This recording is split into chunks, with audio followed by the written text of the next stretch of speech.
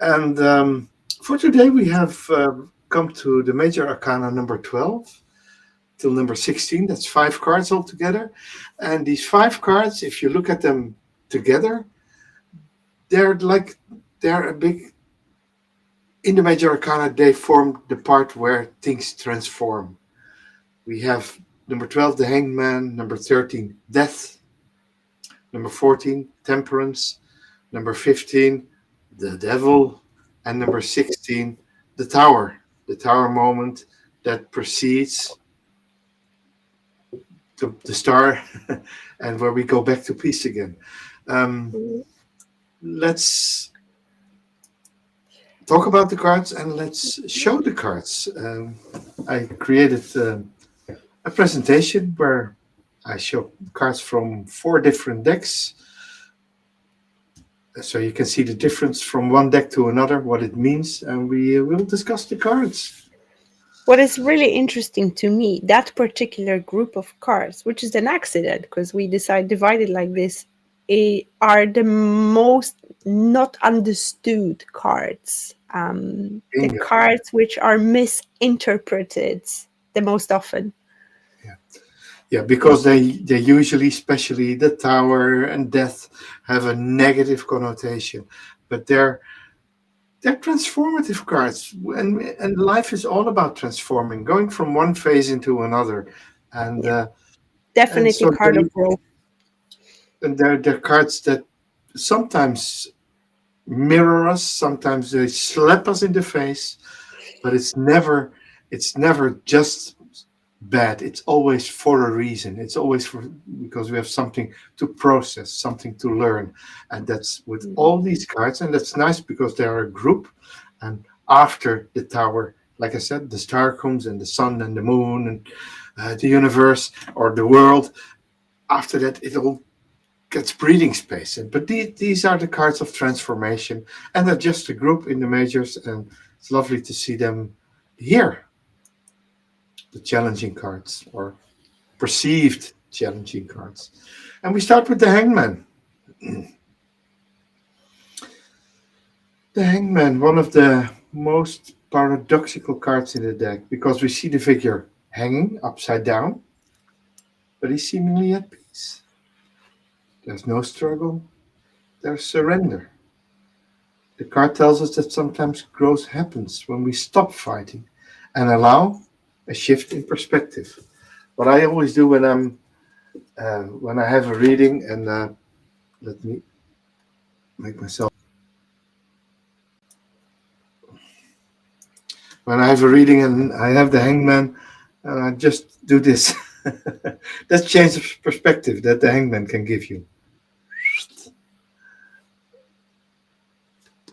Or as the card is hanging, you change them upside down. It's all about changing the way you look at things. Changing the way Exactly. you look at things. Because sometimes all we need is to change the perspective. Yeah. I like the fourth card where it looks like the hanged person, the hanged man, deliberately chose to hang there. And maybe that is the case in some readings. We deliberately choose um, to change perspective, to go to a process of change or acceptance. We know it from Viking legends, where Odin, the All Father, the upper gods of the Norsemen, hanging from Yggdrasil for 9 days and 9 nights, dying every night and reviving himself every day, and it sacrificed himself for wisdom. And what he brought home after the trials and tribulations was the wisdom of the runes, not the tarot that came later, but he brought the rune stones, and that's also something you gain wisdom, you gain understanding by putting some pressure on yourself. So it's pressure, okay, but we know that when you pressure carbon to the highest, you get a diamond.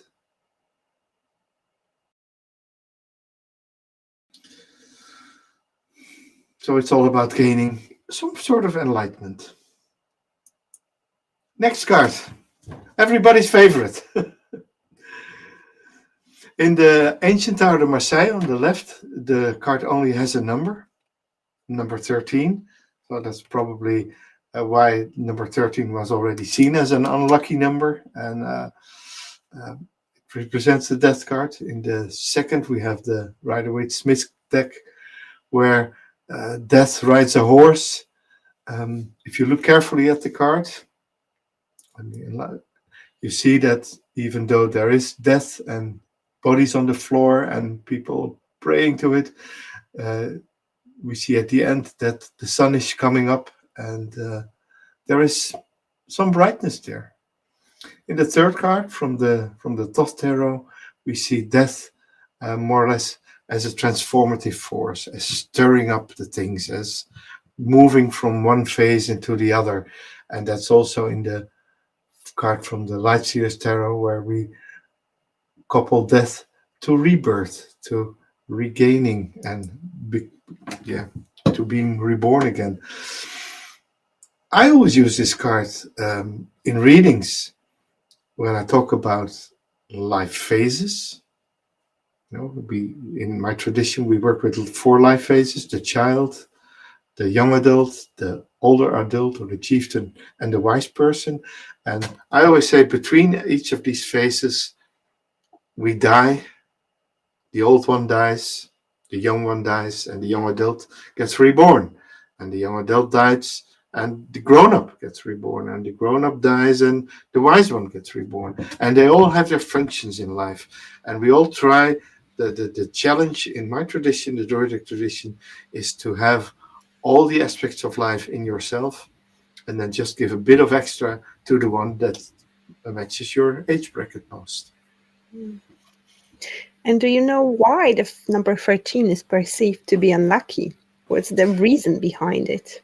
Tell me, enlighten me. First of all, obviously, number 13 is connected with the moon. We have 13 lunar cycles. It's a Bingo, very yeah. feminine number. It's a very lucky number because it's connected with the nature. However, I can't remember in which century it was, but it's way back in history. And it actually is connected with the Friday the 13th, the famous Mhm. unlucky day, the Friday the 13th. Why? Because there was a massacre of bishops, like the all important Catholic figures were murdered on the Friday the 13th. And since that number 13 is perceived to be unlucky, and the Friday the 13th, they say it's unlucky day, which is not. Oh, It's what we believe makes it either lucky or not. yeah, it's just like time. It's a man-made invention. Mm, yeah. It's not real. So let's go further. Let's go to the next slide where we have temperance. Maybe the most positive one of the bunch today. As we reach temperance, we reach a state of balance, patience, and blending opposing forces. We see the angel carefully mixing 2 liquids, symbolizing harmony between the conscious and the subconscious.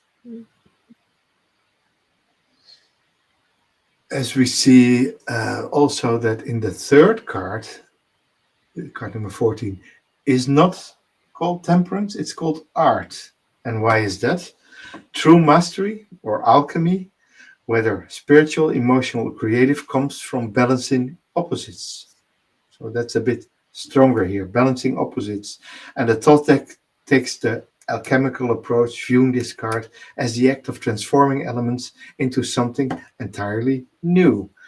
And I thought, let's pick a card that shows up quite a lot in our show, the Lover's card with it from the Thoth Tarot. I'll make it a small bit bigger. As you see that there's similar being together. I always say that in the Thoth deck, the Lover's card and the Art card, the Temperance card, are follow up. First, you fall in love, you become a couple, and in card number 14, we create new life, the alchemical process. And the cauldron in card number 14 is representing the alchemical process. So I always say in the card number 14, or in cases that it's appropriate, that the cauldron represents the womb, and that the two opposites are a man and a woman, and they create, by alchemy, create new life. And there's big changes there. If you look at the left card, there's a red lion on the bottom left, and there's a white lion on the bottom left in the art card, and there's an eagle white on the bottom right, and there's an eagle red. So even the animals in the card changed color. So interesting aspects of the card in this deck. Um, about the fourth card, Luna, the Temperance card from the Lightseers Tarot. Any comments on that one? You're muted. I don't hear you. Hello. Oh, Hi. yeah. There you are again. I love that card, and I was actually smiling to myself that few cards which we were talking about emotions today appeared again as well, and the Temperance was one of them. I Mhm. absolutely love this card because it's different, it's unlike any other, even though there are those elements like the angel wings here.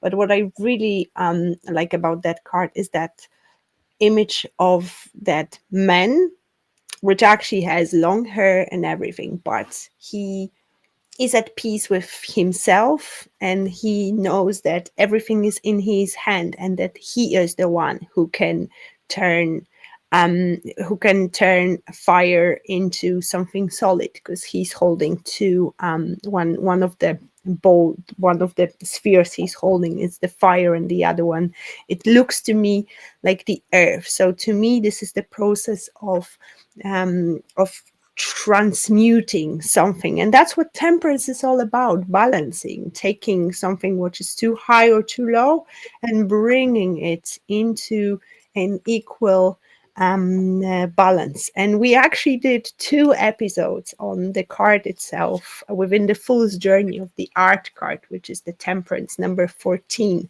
So I definitely recommend rewatching or watching those 2 episodes, because we go really deeply within that card. Yeah, you learn a lot about the meaning and the workings of this card, which you can use in your own tarot readings. Richard Lee says, "I'll take the lovers, please." Of course, Richard, we all do. It's our card as Gemini's. It is. It is. Next up, we get the devil. We enter the realm of the shadow. Oh, we're getting into the juicy part. Yeah, yeah, and that's so funny because the devil is one of the most misunderstood cards in the tarot, seen as negative, and it's really not. It's about bondage, self-imposed bondage, and freeing yourself from it. Freeing yourself from it. The figures here, they are changed, but if you look closely, the chains are loose. You can free yourself. So when you are chained, when you are bonded, choose a higher vibration and release yourself of that. And again, we can compare this time from the Rider-Waite-Smith, the lovers and the devil. And as you can see, that Pamela Coleman-Smith made the 2 cards in the same composition. Adam and Eve on the bottom, left and right, and then the Archangel and Lucifer rising above them. And in the one card, they are free and they're giving themselves. And in the other card, they're attached and they are bound before a demonic figure. And that's also sometimes we say that relationships can be like that. It starts as card number 6 and they end up as card number 15 when there's no freedom, when there's no release, and it's a devilish energy that does that. So it's powerful, the devil. It's challenging us to ask, what are we addicted to? What keeps us bound? And most importantly, how can we break ourselves free? Iron Firehorse says here, I always think break those chains and free yourself with the devil. Absolutely. Absolutely. So on Absolutely. spot and so on point. Yeah. Break yourself free. And that goes for the toss tarot card as well, where we see there's more creatures even tied up in the in the prisons there, and with a bit of imagination, you see a Capricorn. Of course, the devil card is connected to the star sign of Capricorn, and with a bit of imagination, you can see the testicles and the phallus and the Saturn rings on top. Are It's a very spicy card in the Thoth Tarot, and that's where you get the idea that the devil also brings or can bring temptation to the table. Hi there, hope you're enjoying this video. And if you do, please subscribe to our channel and like this video. Make sure you see more of us, get alerted when we post new material, and in order to do it, just subscribe to our channel, push the like and the notification button. So, our final card for today, the dreaded Tower. Sudden Oh, change and awakening. The dreaded Tower. Very lovely card. A card. This is the clean sweep. Uh, and especially, this is also a card that's very good for musicians, because what does a musician want if they play? They want to bring down the house. Well, if you bring down the house, that's what this card represents. We're tearing apart what needs to be torn apart. The moment where illusion crumbles, where everything built on falsehoods collapses. It's dramatic, it's shocking, but ultimately, this card is freeing. It's freeing yourself from constraints, it's freeing yourself from things that no longer work. It's demolishing the house that's no longer inhabitable and making place for, put the wrecking ball against it and make place for a new foundation and a new house and something new to build upon. Oh yeah, Richard. I'm on a roll tonight. Thank you. Yeah, well, I'm in my element. This is where I breathed tarot mm. cards, and I especially love these challenging cards because, uh, in essence, they look challenging at first sight, and when you learn and work with them for the first time, you think, "Oh my God, how am I going to tell this to my querent? How am I going to bring the message that this card brings?" And you learn to overcome that, and that's why I love these transformative cards, and that's why I'm in my element today. I'm on a roll tonight. Tower, Luna, your perspective on the Tower. Again, one of the most misunderstood cards. To me, it's Absolutely. a divine intervention, something which comes for your highest good, even though usually when it happens, it doesn't seem like it when it's happening, because it's, to me, it's a very feminine card because it's chaos, and chaos is feminine energy. It comes to break down everything in order to move you where you need to be. Simple as it is. It's not scary, even though it sometimes may seem scary. But the Tower card, this brings me to the feeling of trust. You need to trust in that moment when everything's collapsing, everything's falling down. It's actually for you to embrace the phoenix and rise from the ashes. Absolutely. It's a very transformative card. That's so true. Yes, That's yes, so true. the embodiment of growth. Yeah, yeah. So it's destruction, but necessary destruction. It's the destruction of necessity. Mhm. We cling to things that aren't serving us. False beliefs, toxic relationships, limiting fears. The tower comes in and clears it all away. And I might have told it before. Um, in 2001, when I got my first tarot deck, I said, okay, I don't know how to work with it. What I just do, I'll pick out the cards, I take the plastic off, and pick one for how my life is going to be the next years. And this is the one I picked. This second one from the Rider-Waite-Smith, where you see the lightning blasting through the tower. The ugly and the nasty. The ugly and the nasty, yeah. Where everything falls apart. And I was scared. I think, okay, what's going to happen? And did it happen? Oh, Jesus, did it happen? Yes, it did. A few years later, my life was completely changed.